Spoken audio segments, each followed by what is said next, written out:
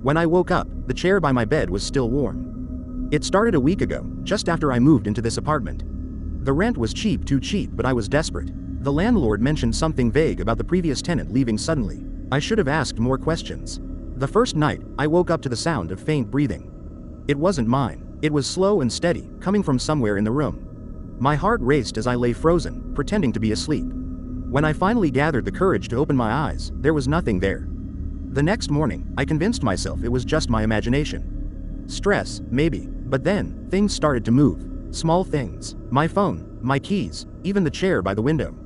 They wouldn't be where I left them. I told myself I was being forgetful, but deep down, I knew that wasn't it. Last night was the worst. I woke up around 3 a.m. to the feeling of someone watching me.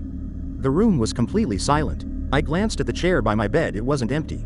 There was a shadowy figure sitting there, barely visible in the faint light from the street lamp outside. I couldn't breathe. I couldn't move. I just stared, my mind racing with every horror movie scenario I'd ever seen.